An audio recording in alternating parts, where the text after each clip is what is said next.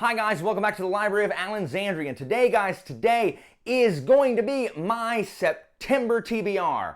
The month that I'm not quite so buried by commitments as I have begun to dig myself out, but made minimal progress. And so hopefully I will be even closer in October, and that October will be the last month that I have other crap that I should have already read, and I can move on and have a happier last 2 months of the year, and then start new year fresh. But before I start, I am wearing a different shirt than I normally wear, but I realized because of where I sit, you cannot actually see the whole thing, so I must needs stand up. Let me show you. Whoop, whoop, whoop, whoop, whoop. So this shirt right here, hopefully it focuses. Boom. This shirt was designed as a collaboration between my friend Elliot Brooks and Thread Tank. And the design here, this is a book dragon, and you'll notice there's a bunch of words, and half of them are interesting. Not literally interesting, like the word is interesting. And this is because, sometimes when we're describing books, especially books that we haven't read, that we're going to read, we're like, oh yeah, that sounds interesting. And it's interesting. And yeah, I think that sounds really interesting. I know that I do that a lot. Some of you say intrigued instead. I'm really intrigued. Or this has piqued my interest. But we all have those things that we say like repeatedly, right? I repeat, it is so good. It's just like, it's so good. Anyway, this shirt is super, super soft, and they are just launching like, I don't know, today or sometime around when this is coming out. So if you want to get your shirt like this, it's down in the description, should be the link. And also there's a second design called Pages and Pets for all you pet lovers. I also love pets, but I liked the dragon, but I would get the pet one also. But I could only pick one, so I picked the dragon one. But you should get both. Anyway, check that out. Go support them and just buy a really comfortable shirt. Having Asperger's, I'm super weird about fabric and materials. I don't like wearing, I definitely don't wear turtlenecks because a small person strangling me like a little gnome. And I don't like long sleeves because that feels like someone's tied weight to my arms, and I don't like scratchy material. So t-shirts, I don't actually wear t-shirts that aren't super soft, because it just to my senses. This is a very comfortable shirt, hence that's why I'm wearing it. There's not gonna be a cut where I'm like, get it off of me, Anyway, without wasting any more time, let's get down to business. Let us talk about the books that I'm going to be reading in September. So first, we have Bouche Hyperion by Dan Simmons. This is the first book in the Hyperion Cantos, but this can serve kind of as a standalone. I know because I've read it before. Long time ago, many moons ago. So this book is based on, it's kind of pulls from the Canterbury Tales, Chaucer's Canterbury Tales, where he has these different characters, and like the father and the prostitute and the knight, and they come together and they end up telling how they got there and why they're all on this pilgrimage. Same thing here. This is a sci-fi book, takes place in the future, and there are all of these people, 5, 6 of them, and they have come to meet at the Time Tombs, where the Time Tombs are going to open. Unfortunately, the Time Tombs are guarded by this spiky guy called the Shrike, who's actually one of the more interesting sci-fi villains that I've read before. And they all, in turn, kind of tell their story about how they ended up there. And each of the stories is different in stylistically, and the type of story it is, and the kind of the writing style changes. Again, this is all from memory. I used to think that there was an evil clown in this, and there isn't. And I'm not thinking of it. Everyone's like, you mean Pennywise? No, I've read it. I did not confuse this with it. I don't really know why. I thought it was a jester or a clown. It's not. I do remember which one of them I was thinking of. One of them is nefarious, and I'm not going to tell you which one. But I remember that one of them is an awful person, and I think I remember which one it is. It is not the clown, because there is no clown. Now, the best part about this is that this is the Shelf Space Book Club pick for September. And my co-host for this book is going to be the wonderful Angela over at Literature Science Alliance. So we're going to talk about Hyperion. Hyperion's kind of blown up on BookTube recently. There's a bunch of people talking about Hyperion. And I mean, it's fantastic. So if you haven't already jumped in on the Hyperion bandwagon, or have been meaning to jump on the Hyperion bandwagon because everyone else is talking about it, come join us at Shelf Space. And even if you've read it recently, you can come join us at the live show and we can talk about it. It's I remember liking it. I don't remember much about it other than the Shrike was cool and the Not Clown. Next on the list is Boosh, A Time of Courage, which is like a time and a half again as long as Time of Dread or Time of Blood. I don't know why it's so much longer. In this month, like where I'm almost caught up, friggin' John Gwynne has to make this last book so much bloody longer than the other two books. It's unacceptable. Unacceptable, John Gwynne. This is the concluding volume in the Of Blood and Bone trilogy, which is the sequel trilogy to The Faithful and the Fallen, and I have enjoyed my time back in the Banished Lands with the first two books of Blood and Bone. I'm eager to see how it is wrapped up. I have heard that this is a fantastic book. I have heard from more than one person that though they like Faithful and the Fallen better, that Time of Courage might be John Gwynne's best single book. And that excites me. I am really, really keen to see how this one ends.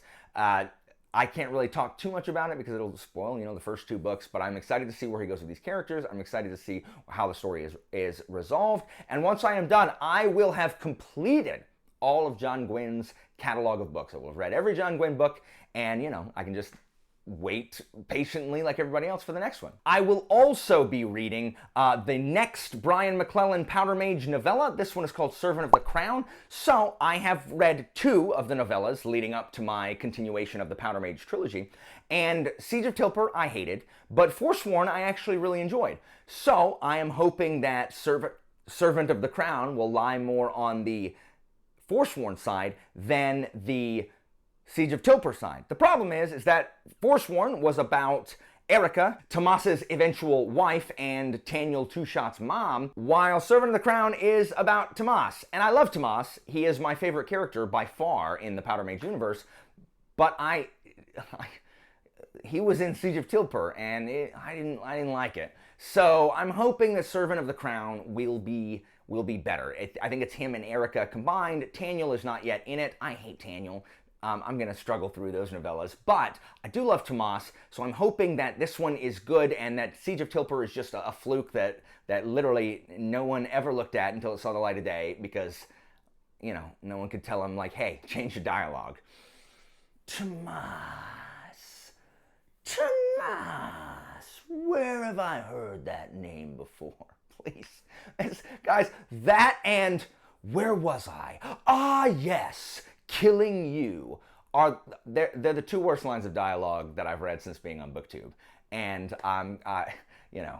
they just make me happy to say. Like, I'm taking a bad thing, kind of turning it around, because it makes me happy to say them because it's just funny. It's just funny at that point. So I'm just hoping there's no more to add to that, and I'm hoping that I'll enjoy Servant of the Crown more. Next on this list is Boosh Sharps by KJ Parker. So this is a quest book. This is a book that I have put in my quest for the best of Flintlock fantasy and adjacent genres. Because it's not Flintlock, really. It is more that kind of like Italian Renaissance era where fencing was kind of a big deal. Because this book takes place in, an area like that, and there's been a long war, and these two nations are going to come together and try to get a peace treaty, and in order to as diplomats, they send two teams of these really amazing fencers. So these two opposing teams of fencers are going to meet and try to bring peace on behalf of their nations. And I'm excited to see where this one goes. The only Parker I've read so far is Folding Knife, which I originally gave 4.5 stars and then jacked it up to 5 because I could not stop thinking about it. Because unlike really anything I've ever read, it deals a lot with economics and a lot with banking, but Bassa the Magnificent, the main character in Folding Knife, is absolutely brilliant. He is brilliant to a fault. He is brilliant. We're not just told he's brilliant, we see how brilliant he is. He thinks like 8, 9, 10 steps ahead of everybody else, and we see how he got there. He was just a smart kid who ended up being a brilliant adult. And it was really, really good. It's very unlike really any fantasy book that I had read up to this point. Very, very low magic.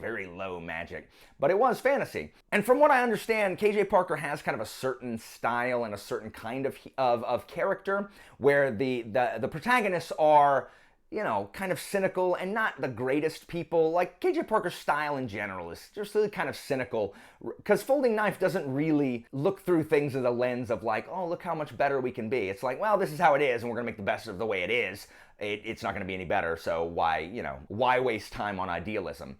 And so that's not normally a thing that I like. I don't really like cynicism, but I think Parker handled it really well in The Folding Knife, and it was compelling enough to where it wasn't like mean cynicism or harsh cynicism. It was more like, well, you know, let's make the best of a bad situation, as opposed to like, oh, everything's terrible, so what's even the point? You gaze into the abyss long enough and the abyss gazes back at you. I don't have time for that kind of stuff. Like Nietzsche, you know, find a friend, perhaps. Anyway, I am really excited to really kind of begin the quest for the best of Flintlock fantasy. It's exciting because Shadow of the Apt, unbeknownst to me, actually fits into that subgenre. And so, you know, I've got a couple things juggling at once. And I'm excited to read more Parker. So, you know, you're welcome to join us on my Discord. We'll have a chat for it. If you haven't read Parker and you want to jump in, I think this might be slightly more accessible than Folding Knife, because from everything I've read, which isn't a ton, I haven't heard anything like I did with Folding Knife that it's really into, you know, mercantilism and banking systems and the economy, which Folding Knife is. But I've also heard that Parker does kind of delve really deep into specific areas in each different series. Like in the Engineer trilogy, I hear he like dives into like, you know, mechanisms and stuff that is built into these machines, and he, you know, deep dives into that, which will be cool. So who knows what he's going to deep dive into in this? Fencing? I'm happy for a fencing deep dive. I'm super excited to read that this month as well. And then finally, on my actual physical TBR, we have Boosh, Dragonfly Falling, Shadow of the Apt, Book 2 by Adrian Tchaikovsky, and it's longer than frickin' Empire in Black and Gold.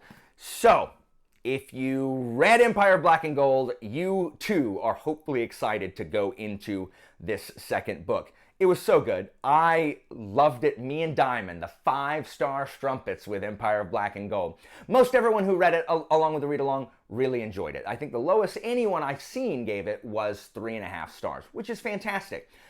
I hear that the first one is the worst, and then they just get better from here. And this pleases me. It pleases me greatly. There is so much to like about Shadows of the Apt. I have a spoiler-free review there, and there's a spoiler-free section in the live show that we had with Christy Lewis, Dom, and Joe, and it was a blast talking to them. It was super fun seeing what everyone really liked about it and what we're kind of hoping for in the future. We made predictions at the end after the spoiler talk. So we're really excited to move on with this series. I know that I am. I was really upset when I finished Black and Gold and I could not immediately jump into Dragonfly Falling, but I'm going to read this probably in the middle of the month so I can keep like a couple weeks before I read Blood of the Mantis. So I'm like, I love this series. I love this series. It is so much fun. Military battles, sieges, great character interactions, fantastic and creative world building and cultural differences between the races, political intrigue. It's, oh man, like Flintlock fantasy, kind of like early industrial, not quite steampunk setting. Oh, so good, so good. If you have not read those, you should read Empire of the Black and Gold and then jump in with us on Dragonfly Falling. And then, of course, I said I have not yet dug out of my hole. So I did manage to read, I knocked Thud off my list, I knocked Diabolic off my list, which is cool. I cleared 2 books. Who makes 2 like this? I cleared 2 books off of mine stack of commitments. So move those out, but I still have a couple left. I still need to finish Tigana, which is excellent, but I need to finish it. I am almost through Winter King. I've been listening to that on audio. It's excellent, but that's fine. It's on audio. It's not really taking up time for anything else. I need to finish Blackwing, which I have not yet finished, but that will complete my TBR swap with Leanna, and we can finally do our shows, our recorded videos about what we thought about each other's books. And then I need to read Hero of Ages. And then I need to read Hero of Ages. And I also need to read King's Blood to continue with the Dagger and Coin series by Daniel Abraham, because that is a series I had to put on hold, and it makes me very sad that I did not get to it. I still have some books that I need to make my way through. My prediction is that by the end of September, I will have caught up a little bit more. I will definitely have finished Blackwing, and I will try to have finished Tigana. And then once those are done, if I really can get through those, then in October, it will be the time that Hero of Ages will finally be read, which is November is when I read the first Mistborn, so it's been almost a year. Whoops! Sorry, guys.